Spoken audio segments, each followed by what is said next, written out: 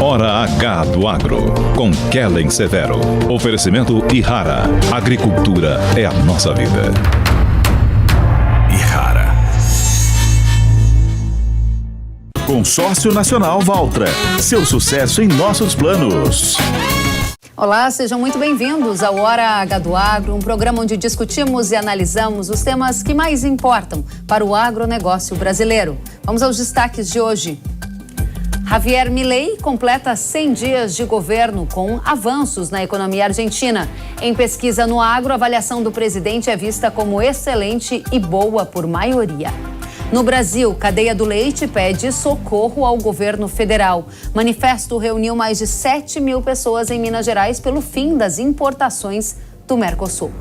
E no Rio Grande do Sul, o agro pagará mais impostos a partir de abril, depois de um decreto do governo do estado retirar benefícios fiscais de defensivos agrícolas. E você vai ver também uma entrevista exclusiva com o ministro da Agricultura, Carlos Fávaro. Ele vai dar detalhes sobre as ações do governo para crédito, crise do leite e renegociação de dívidas. Tem tudo isso, tem muito mais no Hora H do Agro, que já está no ar. O presidente argentino Javier Milei completou nesta semana 100 dias de governo com avanços na economia. Em fevereiro deste ano, a Argentina alcançou o segundo superávit fiscal seguido, ou seja, as receitas do governo foram maiores que as despesas. Em janeiro, o país atingiu o primeiro superávit fiscal em quase 12 anos. A inflação também começou a cair e chegou a 13,2% em fevereiro contra 20,6% no mês anterior. O enxugamento da máquina pública estava entre algumas das principais propostas de governo de Milei. E um levantamento realizado pela Atlas Intel revelou que 40% da população argentina avalia como excelente e boa a atuação de Milei na agricultura, 28% como regular ou mal e 32% como péssimo. Quando comparado com o governo anterior de Alberto Fernandes, 46% disseram que Milei é melhor em relação à agricultura, 23% disseram que é igual e 31% disseram que é pior. Essa pesquisa, ela ouviu 2.238 entrevistados entre os dias 15 e 18 de março. A margem de erro é de 2 pontos percentuais e a confiança é de 95%. E agora no Brasil, nesta semana, produtores de leite pediram socorro ao governo federal. Cerca de 7 mil pessoas se reuniram em Minas Gerais para reivindicar o fim das importações de leite do Mercosul e exigir medidas de apoio ao setor. No encontro, o governador de Minas Gerais, que esteve presente nesse protesto, retirou empresas importadoras de leite em pó de um regime especial de tributação. Já a Federação da Agricultura e Pecuária do Estado de Minas Gerais, que liderou essa mobilização, lançou um manifesto pedindo algumas ações ao governo. Entre essas ações estão o fim da importação de leite da Argentina e Uruguai ou medidas compensatórias, um plano de renegociação de dívidas de produtores rurais, a inserção do leite em política permanente do governo e a fiscalização do decreto que concedeu benefício tributário a empresas que comprovarem, ou melhor, que comprarem o leite do Brasil. Em nota, a Câmara de Comércio Exterior, a Camex, afirmou que no momento o tema leite não está na pauta da próxima reunião. Medidas devem ser decididas por um comitê executivo de gestão.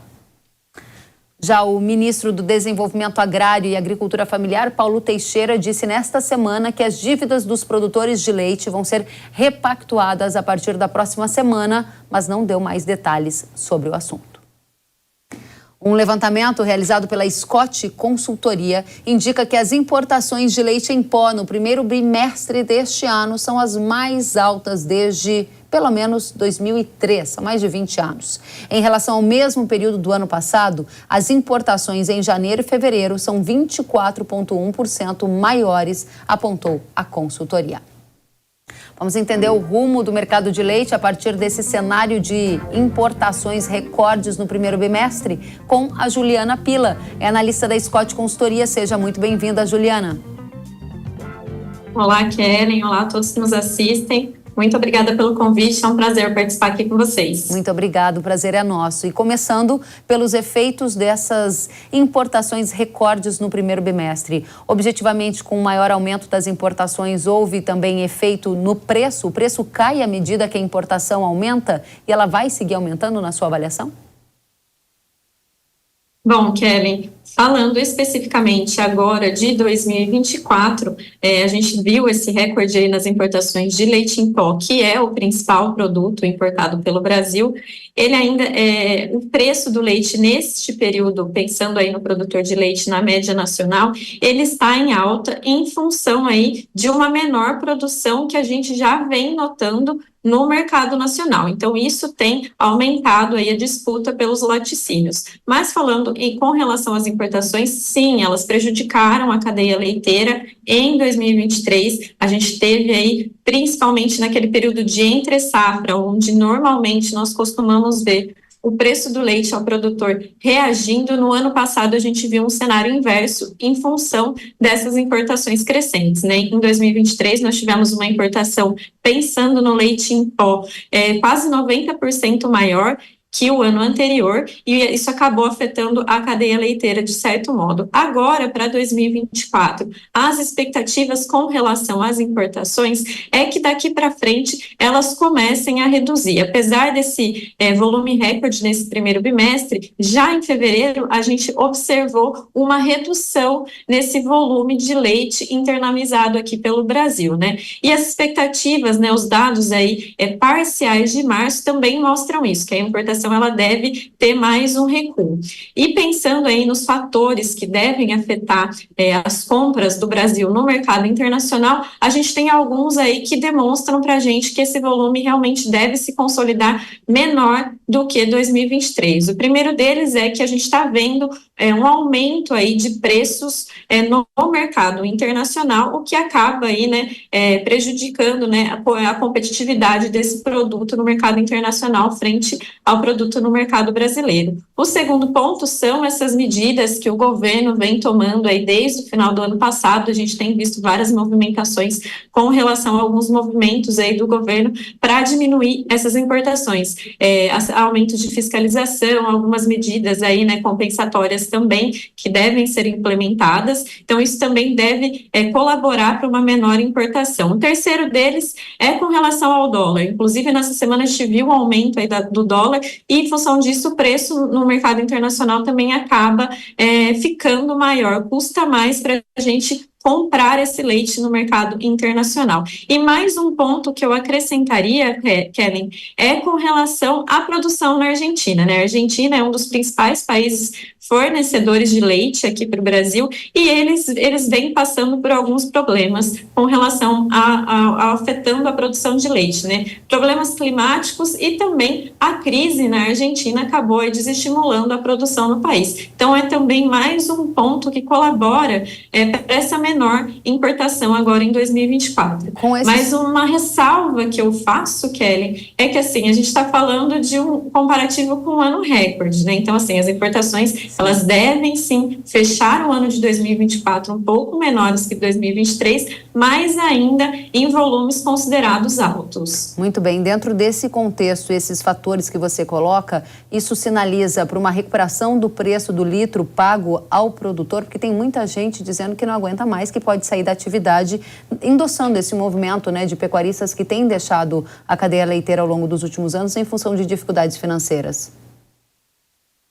Sim, Kelly. A gente começou o ano com um cenário um pouco mais favorável, conforme eu comentei, né, em função dessa produção, desse desestímulo que a gente viu, principalmente no segundo semestre de 2023, com relação a preços e aumento dos custos de produção. Agora, nesse começo de 2024, esse cenário começa a se desenhar de outro modo, né? A gente vê um preço do leite aí aumentando, a gente teve a terceira alta consecutiva no preço do leite pago ao produtor, considerando a média Brasil no mês de fevereiro, e junto a isso a gente vê uns custos principalmente relacionados à alimentação, custo de milho, custo de farelo de soja diminuindo, o que melhora a margem do produtor de leite. Mas nós estamos falando de uma cadeia que vem sofrendo aí ao longo dos últimos anos, né, Kelly? Então, assim, é um momento ainda que não é de grandes investimentos na atividade, né?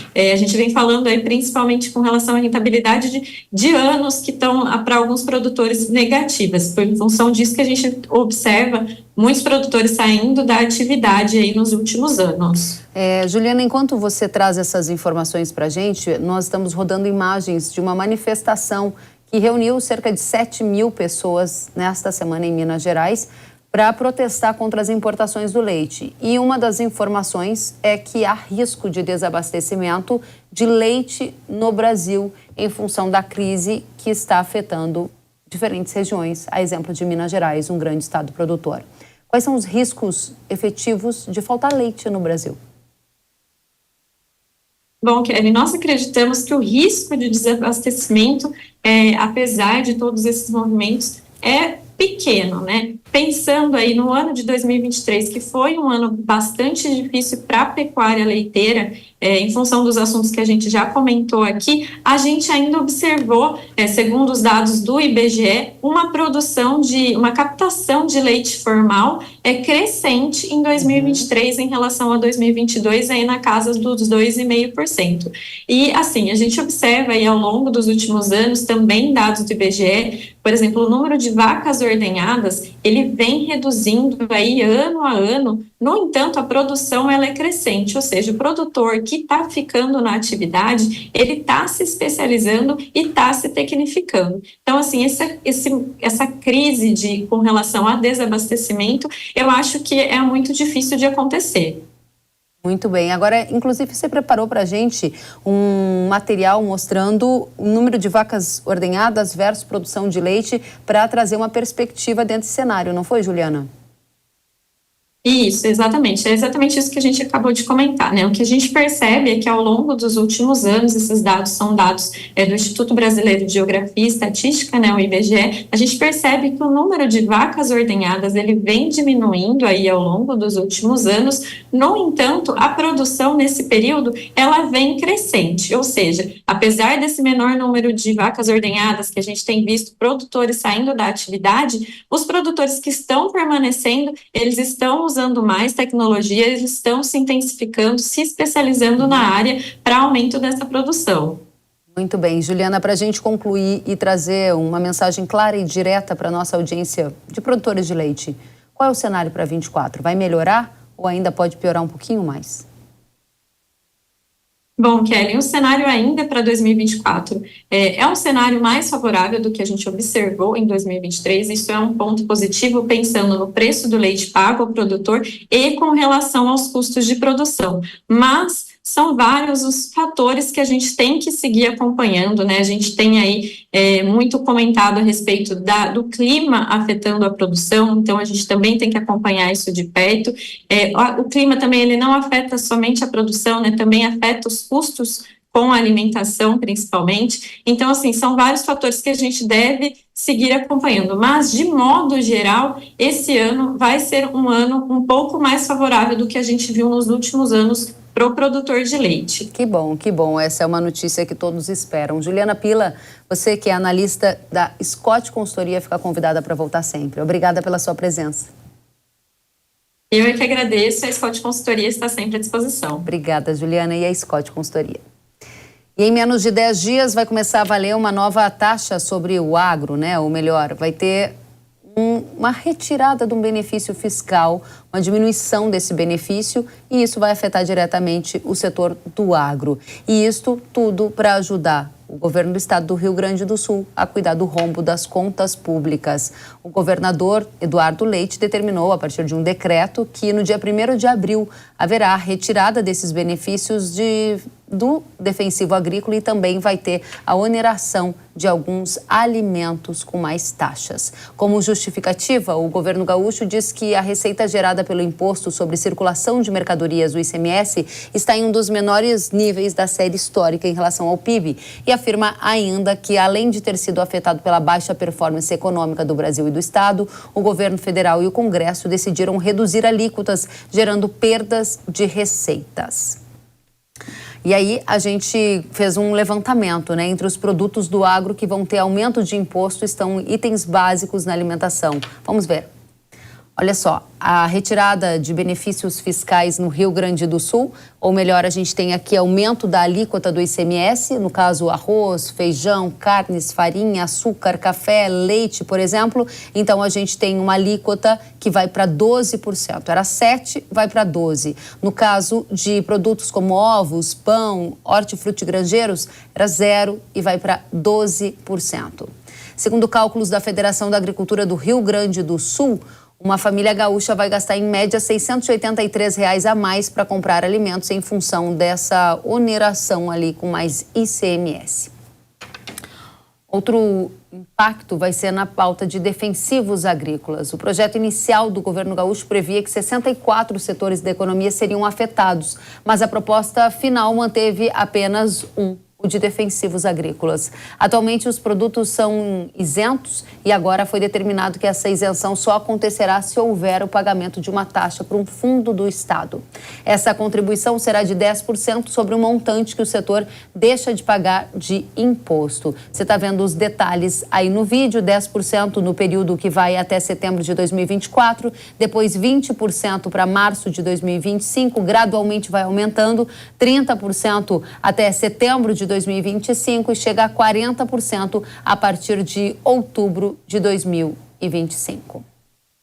Na prática, a Federação da Agricultura do Rio Grande do Sul fez um cálculo para ver o impacto disso. E há impacto no aumento de custo de produção. Veja que, no caso do arroz, tem R$ 20,90 de impacto por hectare. E assim vai avançando para milho com 11,60, soja 16,70, trigo 16,20 e isso tudo deve gerar um impacto de mais de 700 bilhões de reais com essa mudança nas taxas lá no Rio Grande do Sul.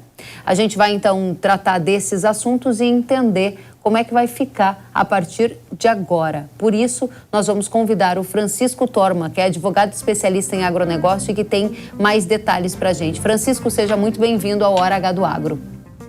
Muito obrigado, Kellen. Uma grande satisfação estar conversando com você. Pena que a nossa pauta de hoje não é tão boa assim. É verdade, nada boa porque a gente está falando de aumento de impostos para o agro, né? O governo do Rio Grande do Sul decidiu tirar um benefício fiscal que incidia sobre defensivos agrícolas e decidiu também em aumentar a alíquota de ICMS sobre alimentos básicos, como arroz, feijão, carnes, ovos. Tudo isso para ajudar a conter o rombo das contas públicas. Essa estratégia vai impactar o setor agro de qual maneira na sua avaliação? Vai impactar fortemente, não temos dúvidas nenhuma, tanto de forma direta como de forma indireta. Como é que nasce esse cenário que nós estamos vivenciando agora com esse aumento de tributação? Em 2023, no ano passado, a ideia do governo, e o governo encaminha para a Assembleia Legislativa, a ideia era aumentar a alíquota base do ICMS do Estado de 17% para 19,5%. Essa era a estratégia, o plano A, que o governo chamava de plano A. Obviamente que isso gerou um grande desgaste político dentro da Assembleia, porque os deputados não quiseram se comprometer com o aumento de impostos para o consumidor. É uma coisa muito lógica, né? Ninguém quer se comprometer com algo tão agressivo para a sociedade como o aumento de impostos. O governo federal, o governo do estado, então, anuncia que vai colocar em prática o plano B. Qual que é o plano B? Exatamente isso que você comentou, retirar incentivos fiscais de setores produtivos que trabalhavam, que tinham incentivos fiscais e onerar a cesta básica de alimentos. Então, pensando nessa primeira estratégia, retirar incentivos fiscais de 64 setores econômico-produtivos aqui do Estado. E nós tínhamos, dentre esses 64 setores, refrigerantes, cerveja, vinho, eletrônicos, móveis e defensivos agrícolas. Então, nós tínhamos um universo de setores que perderiam essa isenção. Ou melhor, até não perderiam a isenção, mas para tê-la precisariam recolher aqueles percentuais que você mostrou na tabela para o Fundo de Reforma do Estado. Então, o governador do Estado do Rio Grande do Sul vai até a Federação na semana passada e lá numa reunião com empresários ele diz que vai revisar esse plano estratégico e remove 63 setores desses 64 setores e diz que esses 63 setores, incluindo aí a cerveja, o vinho e o refrigerante, eles vão continuar podendo trabalhar com esse incentivo fiscal de redução do ICMS. o único setor que segue convocado para pagar o rombo das contas públicas do Estado do Rio Grande do Sul é o setor de defensivos. E aí nós temos um impacto direto para o produtor rural, porque defensivos vão ficar mais caros. O governo do Estado fez uma grande análise, uma justificativa enorme para tentar explicar para as pessoas que esse aumento não é tão grande assim. E aí você vê nessa tabela que agora há pouco você mostrou, foi indicado ali que o arroz teria um incremento, do custo do arroz, um incremento de R$20 por hectare. Isto na fase preliminar aqui, quando nós estamos falando em 10% de depósito do montante do incentivo fiscal lá para esse fundo. Quando nós estivermos falando lá em 2025, quando for 40%, nós vamos ter um custo por hectare de R$80. Bom, se eu tenho uma lavoura de arroz aí de 1.000 hectares, eu estou falando em R$80 mil que o produtor vai ter que tirar do seu bolso, depositar num fundo de reforma das contas públicas do Estado, por incompetência gerencial de vários governos que por aqui passaram e foram cada vez aumentando a sua dívida. Então, na prática é isso. Nós estamos dizendo para o produtor, você está sendo convocado a contribuir para tentar, de alguma forma, tapar esse furo financeiro que as gestões do Estado do Rio Grande do Sul causaram, e é isso, não temos mais muita conversa. Francisco, essa história, essa conversa não está descendo muito bem entre os produtores do setor agro que não gostariam de ter esse ônus. Qual é a chance da medida ser revertida? Foi um decreto e há uma mobilização entre parlamentares do Estado para tentar fazer algum projeto de lei que reverta essa medida, ou você acha que essa situação já é dada como certo, preparem o bolso porque é isso mesmo? Nesse primeiro momento, não tenho dúvidas nenhuma, preparem os bolsos, porque o recado foi muito certo, foi muito específico, muito direto. Dentro da Federação, o governador foi lá e disse, olha, estou retirando 63 setores produtivos desse decreto, e o decreto já está publicado.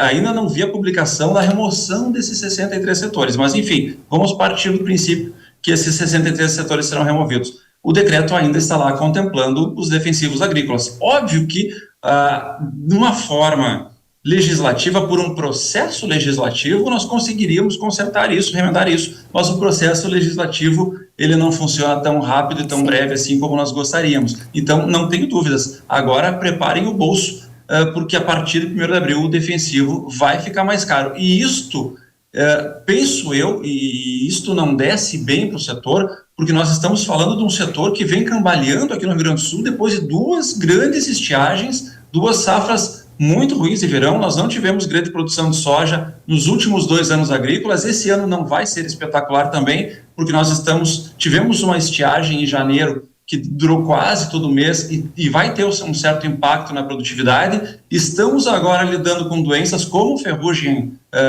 dentro das lavouras, então eu vejo que os produtores estão preocupados num ano que seria para conseguir recompor um pouco a finança do produtor, porque afinal de contas nós falamos de 2 anos horríveis que passaram agora. E aí, como surpresa, sinceramente eu acho que nós deveríamos estar aqui discutindo ferramentas que desonerem o produtor para que ele consiga sair dessa situação financeira ruim que essas 2 safras ruins geraram, mas não, nós estamos conversando aqui sobre aumento de imposto. E veja, aliás, aumento de tributo.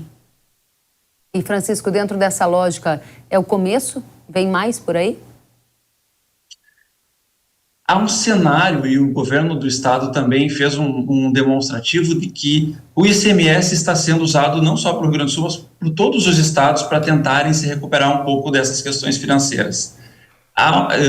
Goiás já fez algo muito semelhante há pouco tempo atrás e deu uma grande repercussão, mas parece que os outros estados foram encaixando, Goiás pioneiro, né, com a taxa do agro, e os outros estados foram encaixando isso, e nós estamos caindo nesse cenário de que o agronegócio é um setor milionário, que o agronegócio é um setor que nunca para, como nós sempre dissemos, nunca para, e parece que o cenário político se desenha para penalizar quem produz. A verdade é penalizar quem produz. E eu vejo ainda nessa questão do ICMS específico uma maldade muito grande quando eu onero o produtor rural, porque dentre vários setores, como por exemplo refrigerante, cerveja e vinho, todos esses outros setores conseguem incorporar no preço do seu produto o custo desse aumento da alíquota de ICMS, sem problema. O refrigerante vai subir alguns centavos, o vinho vai subir alguns centavos, a cerveja vai subir alguns centavos. o produtor não. O produtor não decide qual é o preço da commodity que ele está produzindo. Então, portanto, o produtor ele tem que amargar esse prejuízo. Ele vai ser no bolso dele essa nova despesa. E isto é mais cruel quando vê que outros setores que poderiam incorporar no preço final do produto essa oneração continuam isentos e o produtor, comprando seu defensivo, incorporando isso no custo da sua produção, não tem como aumentar o preço do seu produto, não é ele que decida, não é ele que acorda e diz que hoje ele quer vender um saco de arroz por R$300. Então, isto que eu acho mais grave, isto que penaliza e que mostra uma insensibilidade muito grande com o setor que já vem sofrendo tanto com as últimas situações climáticas. Francisco Torma, advogado especialista em agronegócio, muito obrigada por trazer para a gente os desdobramentos e impactos de tudo isso no Rio Grande do Sul, e a gente vai acompanhar com muita atenção essa oneração do setor agro. Volte sempre, Francisco. Muito obrigado, Kellen. Obrigada a você. E a gente segue em frente porque, em resposta à Associação dos Criadores de Suínos e à Associação Gaúcha de Avicultura, entidades que representam o comércio se manifestaram, em resposta a essa questão do governo, e manifestaram-se contra a decisão do governo do Rio Grande do Sul. Eles afirmam que os preços dos alimentos vão subir e que o resultado será menos produtos na mesa dos gaúchos e menor renda aos produtores rurais do estado. Já a Federação de Entidades Empresariais do Rio Grande do Sul, a Federasul, convocou lideranças para uma mobilização em frente à sede do governo gaúcho no dia 1º de abril. E a gente vai agora lá para o outro lado do mundo, lá para a Europa, porque os protestos do agro contra políticas do governo continuam por lá. Nesta semana, agricultores poloneses utilizaram tratores para bloquear estradas no leste de Varsóvia. Eles são contra as medidas climáticas da União Europeia e também contra as importações que vêm da Ucrânia. No domingo, centenas de produtores rurais da Espanha bloquearam o tráfego na capital espanhola, Madrid, protestando contra o que consideram ser a concorrência desleal de produtos importados e medidas ambientais rigorosas. Eles marcharam do Ministério da Transição Ecológica para o Ministério da Agricultura. A gente vai seguir acompanhando essa onda de protestos. E depois do intervalo, você vai ver uma entrevista exclusiva com o ministro da Agricultura, Carlos Favaro. Ele vai detalhar as políticas de crédito, socorro aos agricultores, produtores de leite e também um plano de resgate ao setor de grãos. Tem tudo isso, tem muito mais. Depois do intervalo, eu aguardo você.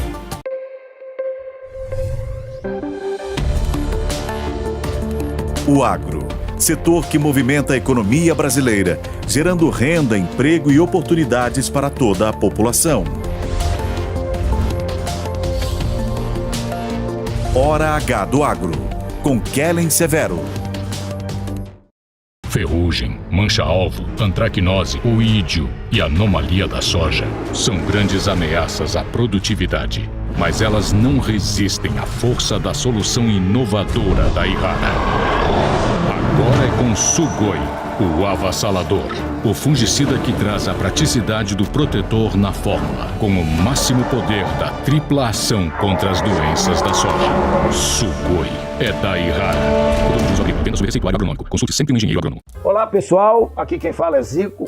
Venho apresentar para vocês uma empresa que é camisa 10 no mundo dos consórcios. O Consórcio Mage. Com quase 4 décadas de tradição, o Consórcio Mage trabalha com consórcio de carros, imóveis, caminhões Volkswagen, equipamentos Caterpillar e máquinas agrícolas das marcas Massey Ferguson e Valtra. Acesse consórciomage.com.br, faça sua simulação e agarre esta oportunidade. Consórcio Mage. Pensar no futuro é agir agora. Sabia que o Brasil é um dos maiores produtores de soja e milho no mundo? Esse mercado movimenta mais de 70 bilhões de dólares anualmente e tem muitas oportunidades. Com o curso de comercialização de soja e milho da NIL, você aprende a negociar preços em bolsas internacionais e proteger seu capital. O professor João Birkan tem mais de 60 anos de experiência e vai te ensinar como ganhar dinheiro no agronegócio. Garantir uma taxa melhor do dólar para daqui a 12 meses. Esse curso é ideal para você que quer trabalhar com trading de soja e milho no mercado financeiro e para você que é produtor e quer potencializar os lucros com sua safra. Ingresse no setor que mais cresce no Brasil. Acesse nilcursos.com.br e inscreva-se.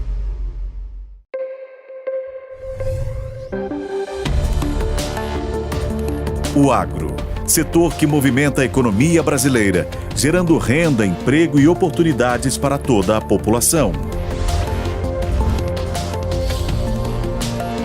Hora H do Agro, com Kellen Severo. E o Hora H do Agro de hoje recebe para uma entrevista exclusiva o ministro da Agricultura, Carlos Fávaro. Ministro, muito obrigada pela presença conosco aqui nos estúdios. Olá, Kellen. É uma honra para mim estar aqui com vocês. Obrigada. Ministro, você sabe que quando a gente soube da sua presença aqui, logo abrimos nas redes sociais uma caixa de perguntas. E o tema mais pedido foi leite. E o pessoal quer saber como resolver essa crise, principalmente as importações de leite do Mercosul. A minha pergunta para o senhor, para começar, é: o governo pretende criar alguma taxa exclusivamente para limitar a entrada do leite que vem do Mercosul, da Argentina, do Uruguai, prioritariamente? Olha, bom, primeiro dizer que essa é uma crise que ela, de fato, está sendo muito grave, a maior de todas crises de abastecimento de leite no Brasil, de excesso de abastecimento. Isso muito por conta dos efeitos pós-pandemia. Por exemplo, a China deixou de importar leite em pó. Antes, na pandemia, todo mundo, nas incertezas, compraram estoque de alimentos, talvez muito mais do que eram necessários. A incerteza e a pandemia causou isso. E depois o mundo voltando às normalidades, vejam, todos os outros commodities tiveram uma depressão bastante significativa. No caso do leite, foi, inclusive, muito mais grave. Isso permitiu, então, que a vazão do Mercosul, Uruguai e Argentina, principalmente, fosse determinada para o Brasil, o que afetou muito os nossos produtores. Mas desde o começo do mandato do presidente Lula, nós estamos agindo para tentar minimizar esses impactos. Várias ações já foram tomadas.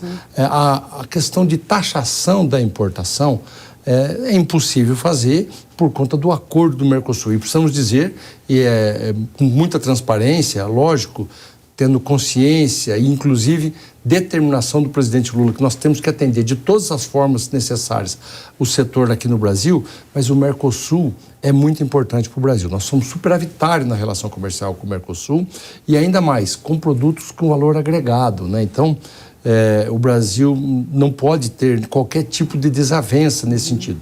É óbvio que podemos ter questionamentos, né, de antidumping. E aguardamos isso. Não pode ser uma iniciativa do governo. O governo tem que ser provocado. E até agora ninguém provocou o governo sobre o antidumping. Mas, além disso, tomamos medidas que já foram pleiteadas, por exemplo, pela CNA, pela OCB, de incentivo fiscal para a compra de leite in natura, porque ninguém exporta leite in natura com água, para não pagar, por óbvio, para não pagar frete de água. Então, se a gente incentiva só a compra de leite in natura, desestimula a importação de leite em pó, a compra pelo governo, linhas de crédito para as cooperativas de leite com carência, 5 anos para pagar, para reacomodação do possível endividamento. Então, o governo está agindo de acordo com a demanda da CNA e do OCB. Essa é uma questão muito importante que o senhor coloca, né, que até agora não houve nenhum pedido de antidumping. E a gente viu a CNA anunciando esta semana que vai protocolar uma petição justamente para a Camex investigar a adoção do direito antidumping. E aí, no passado, enquanto essas investigações ocorriam, o governo do Brasil pôde sim taxar esse produto, né, do Mercosul. À medida que a CNA fizer esse movimento, o governo vai taxar para inibir a entrada da importação? Isso seria algo no seu radar? Posso lhe garantir. Não quero cravar aqui que será taxado, mas assim que demandado, o governo vai agir. Muito bem. E aí, a próxima pergunta é, dentro dessa perspectiva de que o governo pode agir para limitar a importação, tem uma outra situação, que são os efeitos dessa importação na grande oferta de leite aqui no Brasil, e esse é um dos fatores que também gera crise no setor leiteiro. Tem muita dívida, ministro. Ok. E o ministro do Desenvolvimento Agrário, Paulo Teixeira, disse que a partir da próxima semana terá repactuação de dívida. Vai ter mesmo? Em quais condições? Para quem? Olha, esse é importante esse esclarecimento. Nós estamos antecipando aqui, praticamente em primeira mão, para você e para os seus ouvintes. O governo do presidente Lula, e ele nos chamou no início da safra, com os intempéries climáticos, com seca, nunca visto o presidente seco, por exemplo, no centro-oeste brasileiro, o achatamento do preço de commodities, tirando renda dos produtores, o endividamento descasado com essas questões, e pediu para que a gente começasse a estudar medidas para antecipar essa crise. Não existe crise, mas se deixarmos e descuidarmos, vem a inadimplência, vem as multas, os juros começam a trocar de patamares e isso sim vai ser muito preocupante. Então, nós estruturamos algumas medidas importantes, já está sendo levado ao Conselho Monetário Nacional, não foi essa semana, porque era a semana de Copom, e é importante o Copom porque a redução da taxa de juros que ocorreu diminui o impacto fiscal sobre essas negociações, mas há um acordo já dentro do governo, com o Tesouro, o ministro Fernando Haddad, toda a equipe, e serão então anunciados prorrogações dos investimentos para as culturas de soja, de milho, pecuária de corte, pecuária leiteira, do ano vencendo em 2024 para todos esses produtores. Perfeito. Então, só para a gente separar, existe um grande plano de resgate, né, da crise para o setor de leite, que também vai atingir o setor de grãos. Antes da gente avançar para o setor de grãos, só queria entender um pouquinho mais. Todos os produtores de leite vão poder participar dessa repactuação ou tem algum corte específico para tamanho, para... Olha, todos os produtores de leite. Pode ter cortes, é questão de estados. E vou lhe dar aqui mais um spoiler, né? O Nordeste, o Brasil, já teve medida, por conta da seca que tivemos esse ano, já teve medidas autorizando as prorrogações de dívidas dos produtores. Então, se no voto do CMN não tiver constando no Nordeste, é porque já está contemplado. Então, os produtores de leite tenham a consciência que todos serão beneficiados. Já foram, através das suas cooperativas, com remanejamento de recursos do Plano Safra, para financiar as dívidas desses produtores com as suas cooperativas ou das cooperativas com o mercado privado. Cooperativas com mais de 50% de seus associados da agricultura familiar, limite de 20 milhões de reais e juros de 4% ao ano, 2 anos de carência, mais 3 para pagar. Para as demais cooperativas de leite, juros de 8% ao ano, 40 milhões de reais de limite. Então, isso já está disponível, muitas cooperativas acessando os recursos, mas agora nós vamos agir direto para o produtor que tem investimento, além das medidas de incentivo tributário para o leite, como já disse, o leite in natura, que já começa a dar resultado. Porque essas medidas, é importante dizer, por que demorou tanto? É que a medida fiscal, ela precisa de noventena ou quarentena, foram 90 dias desde a publicação até entrada em vigência, que foi agora em 1º de fevereiro de 2024. Então, já dá sinais de que a importação começa a diminuir e os preços começam a melhorar para os produtores. Muito bem, então a gente tem essa expectativa para os próximos dias, para produtores de leite de todo o Brasil, foi o que o ministro nos disse, e a gente vai avançar para uma outra que foi a pauta mais pedida por vocês da nossa audiência, que tem a ver com o pacote de resgate para o setor de grãos. Isso porque parte do Brasil sofreu com quebra de safra e há necessidade de resgatar, de ajudar na renegociação de dívida, tanto produtores quanto empresas. Ministro, o senhor já deu uma dica que o pacote está pronto. Precisa de o quê? De um... Voto no Conselho Monetário Nacional. Mas e para eu me certificar de que eu vou conseguir fazer parte desse plano? Eu preciso de um laudo comprovando? Quais são as regras? Os estados com o estado de emergência, comprovados, que foram generalizados os problemas climáticos, já entra no voto automaticamente. Os outros estados, aí sim, que são pontuais, porque tem muito disso nesse problema climático em algumas regiões. Tem regiões onde um produtor está colhendo 20 sacas de soja por hectare e a 30, 40, 50 quilômetros de distância, outros colhendo 70 sacos de soja por hectare. Então, essas regiões precisará, então, que os produtores se documentem com laudo agronômico e apresentem que ele teve dificuldade na colheita, para que ele possa, então, acessar essa prorrogação. Só para ficar claro, é o laudo mais o decreto de situação de emergência? Não, distintos. Distintos. Quem já tá em regiões comprovadamente que tiveram secas generalizadas, já estará contemplado. Agora, pontualmente, aí, então, cada caso se apresenta e nós vamos estar criando um canal direto com os produtores, através das câmaras setoriais do Ministério da Agricultura, onde as entidades podem levar, olha, tal agência, de tal estado, de tal banco, não está prorrogando, tem o caso aqui, para que a gente possa já estar alinhado com a cúpula dessas instituições financeiras para que eles possam dar uma atenção especial. Serve para investimento, como serve também para os custeios, né? Aqueles que tiveram os mesmos problemas, os investimentos serão prorrogados e o custeio negociado caso a caso, aqueles que necessitarem. Data de corte, próxima semana, condições dessa prorrogação? A ideia é que seja votado no Conselho Monetário Nacional no próximo dia 29, para que entrar em vigor imediatamente, antes do início do vencimento dos principais investimentos. Lembrando que também é antes da finalização da colheita. Nunca na história desse país se antecipou. O governo já, com a experiência adquirida, foi isso que o presidente Lula nos recomendou. Nós temos experiência, sabemos que depois do fim da safra, onde o produtor já ficou inadimplente, já vem juro de mora, negativação do nome, isso fecha o score, né, abaixa a nota do score do produtor e aí a vida fica muito mais difícil. Antecipadamente, nós vamos estar lançando essas medidas e mais algumas outras que estão sendo planejadas de recapitalização do produtor. Que incluem o que, por exemplo? Linhas de crédito, nós pleiteamos junto ao BNDES e estamos aguardando a análise de uma linha de CPRs, tanto para aqueles que se descapitalizaram, né, que já estavam com fluxo de caixa próprio para financiar suas lavouras e agora não colheram bem, como para aqueles que também colheram mal, não estavam capitalizados e agora ficaram devendo para revendas, distribuidores de combustíveis, etc. Eles podem acessar uma linha, caso aprovado no BNDES, e nós estamos confiantes que isso vai acontecer. Ele pode acessar essa linha para poder recompor essa situação. Além disso, tem uma outra ação importante que nós estamos tomando no âmbito governamental. No intuito de combater a banalização das recuperações judiciais. É um instrumento legítimo, é importante, o mundo todo tem para a recuperação de empresas em dificuldades financeiras, mas não pode ser banalizado, porque isso custa muito caro para o crédito. Exatamente, essa é a questão. O crédito vai ficar mais caro? Claro, porque não está tatuado na testa quem no próximo ano vai fazer uma recuperação judicial.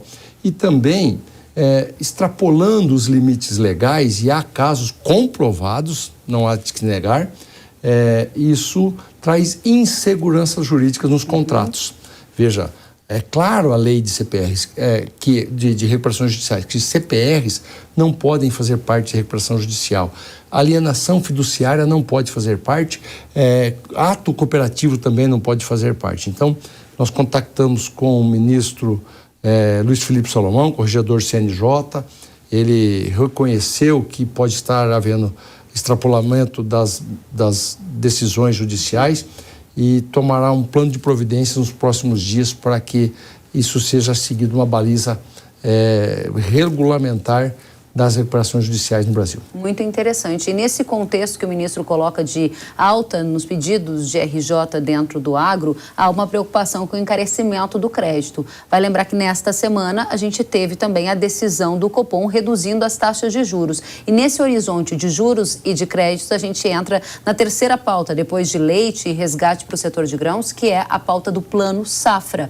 Plano Safra também está entre os temas mais pedidos. Ministro, eu aproveito para trazer a pergunta de uma das nossas telespectadoras, a Paula Lobato, e ela disse assim: por que o Plano Safra 23-24 foi um dos maiores da história e quando a gente vai solicitar não tem recurso do governo disponível? Paula, olha que obrigado pela sua pergunta, porque é importante esclarecer. Então nós tivemos algumas mudanças que tiveram um lado positivo, mas também gerou essa dificuldade.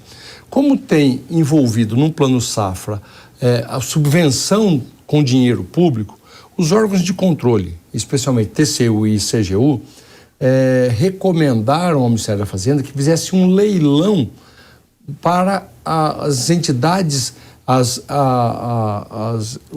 instituições financeiras pudessem acessar os recursos do Plano Safra. Então aí foi o lado bom. 21 instituições financeiras estão aplicando o Plano Safra hoje. Pulverizou mais, deu mais oportunidade aos produtores.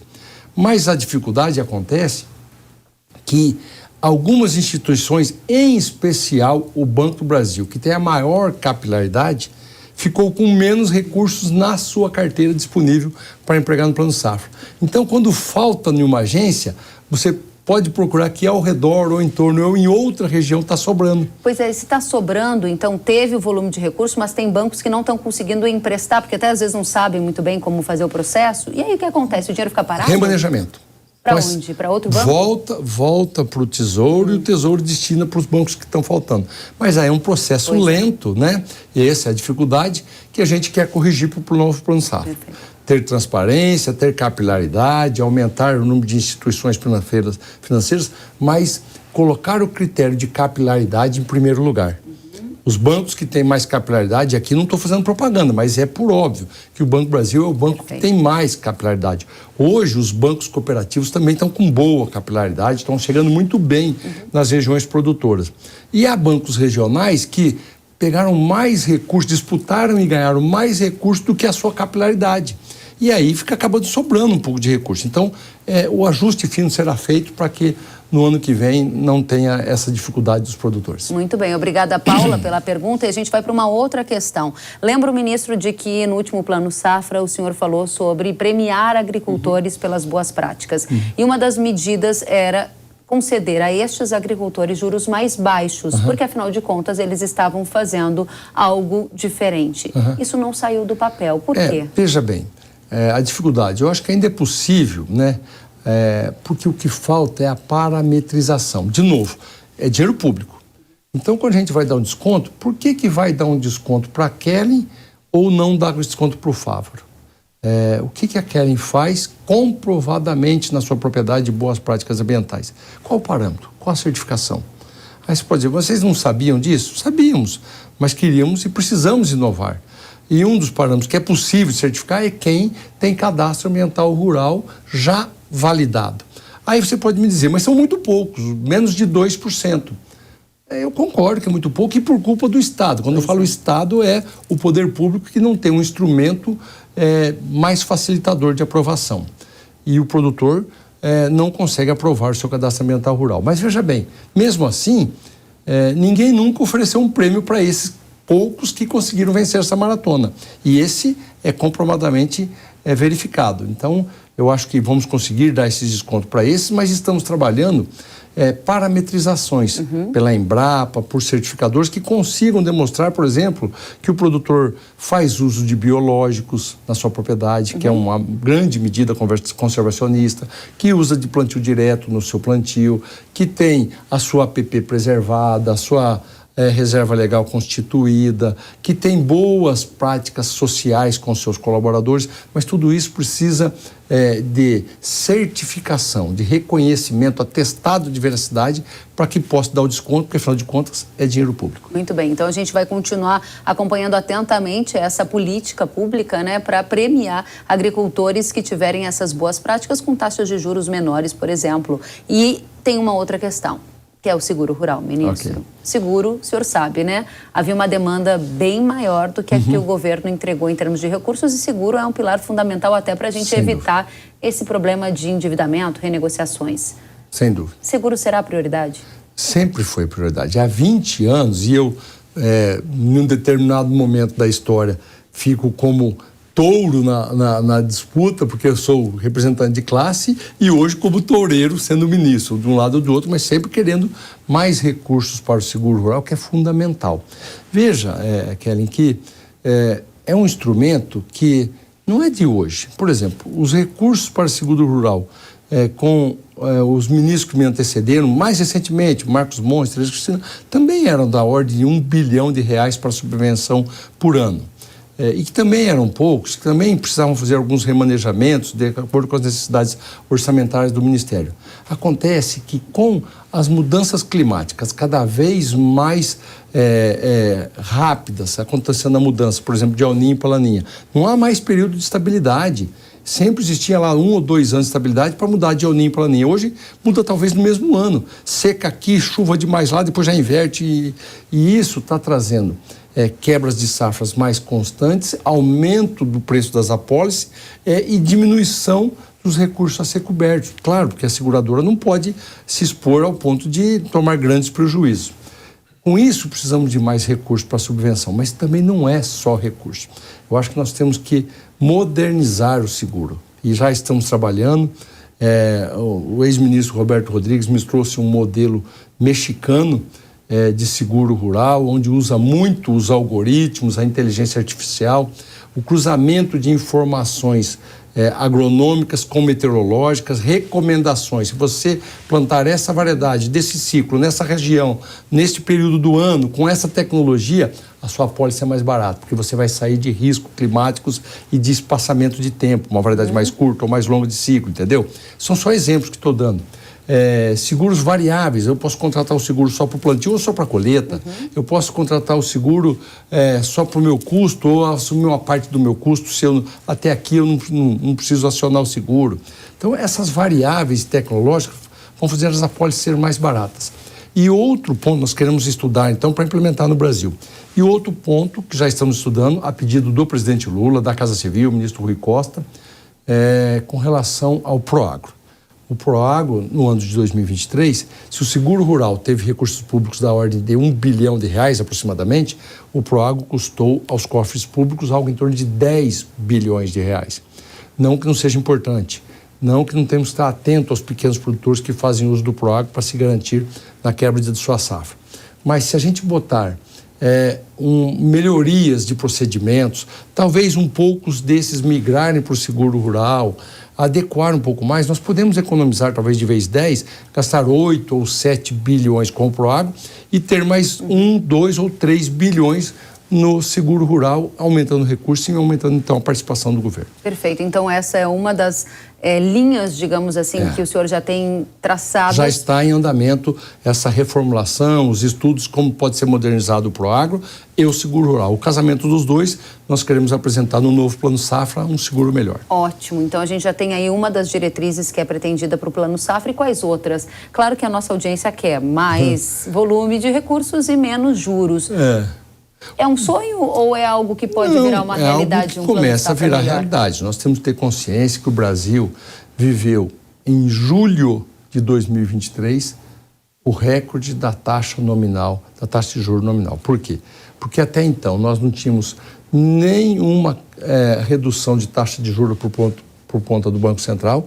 Estávamos com juros básicos, o mínimo, de 13,75% ao ano, com inflação já medida da ordem de 4 e pouco por cento. Se fosse, vamos dizer, 4,75%, nós estávamos com juro real ali naquele momento de 10% ao ano. Agora tem queda, ministro. Então, começa a cair os juros, a taxa básica de juros, o que pode, então, nos deixar a expectativa de que tenhamos um plano safra com taxas de juros menores. Essa é a expectativa que se tem diante do contexto macroeconômico. Exatamente. Ministro, vamos trocar de tema então? A gente vai adiante, saímos de plano safra e vamos tratar de lei antidesmatamento da Europa. Esse também é um tema que interessa demais a nossa audiência e só para todo mundo ficar na mesma página, né?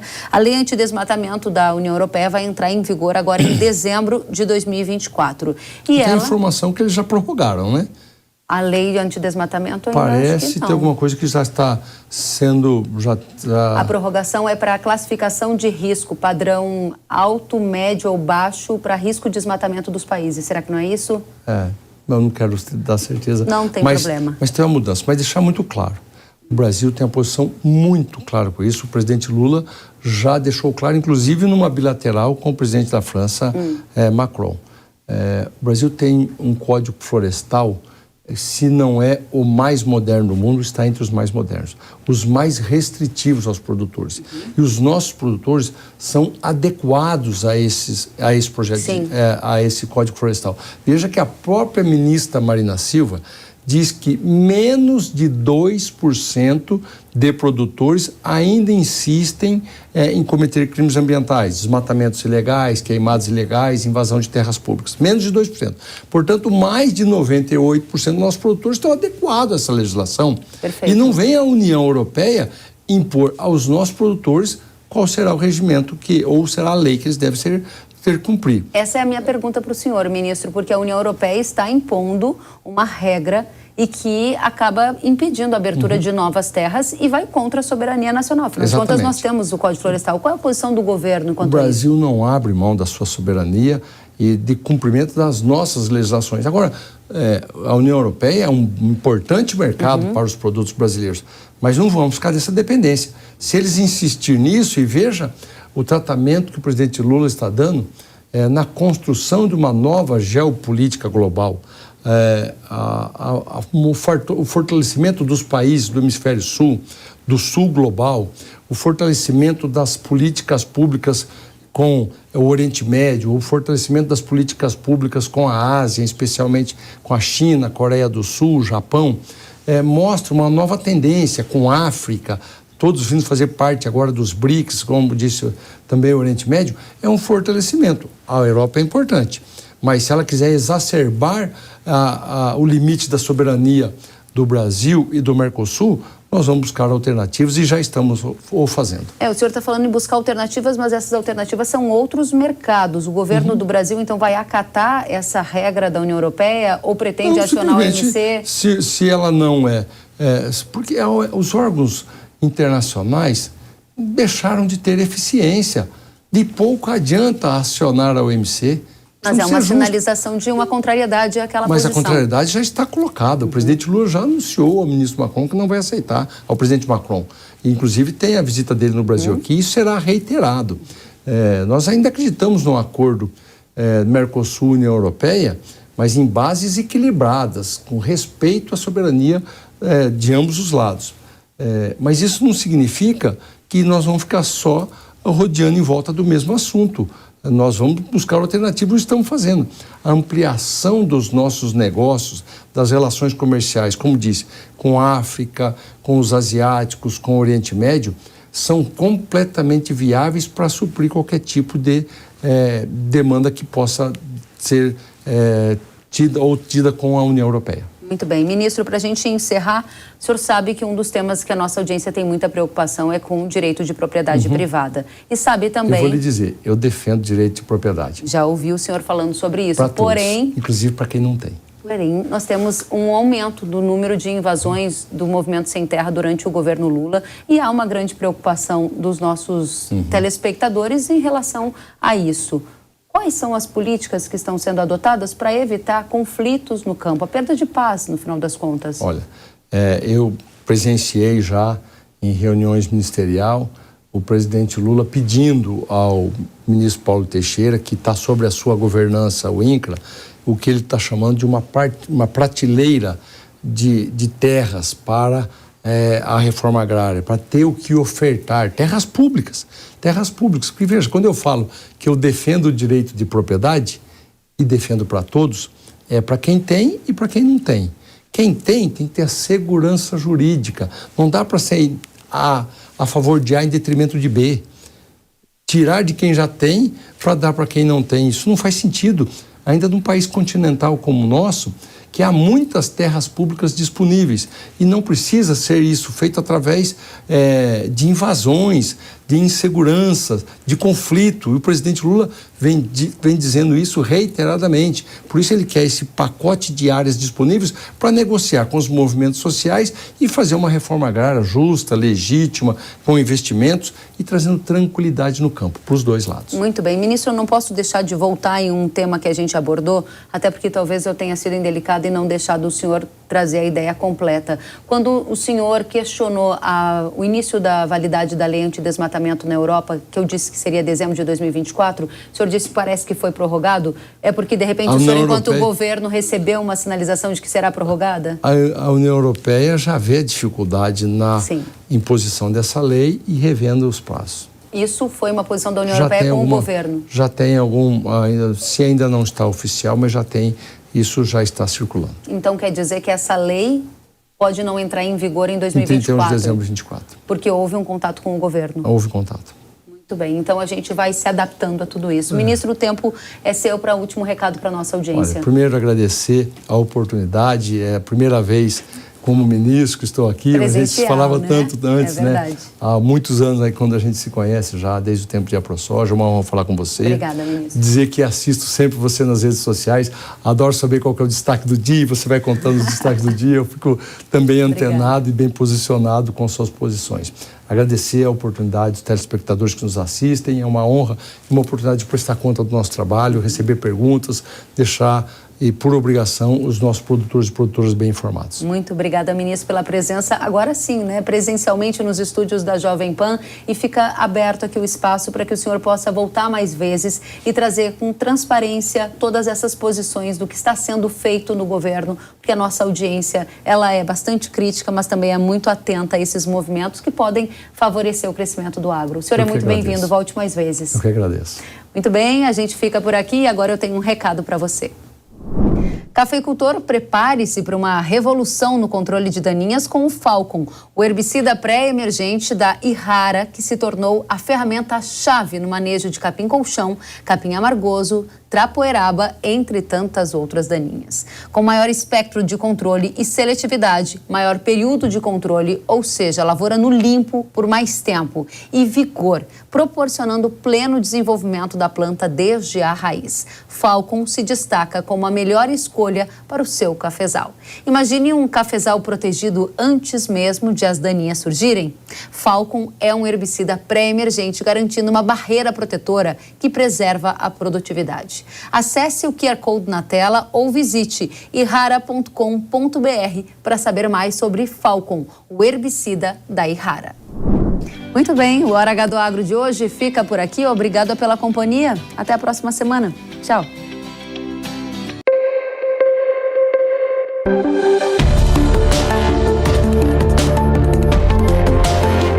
Hora H do Agro, com Kellen Severo.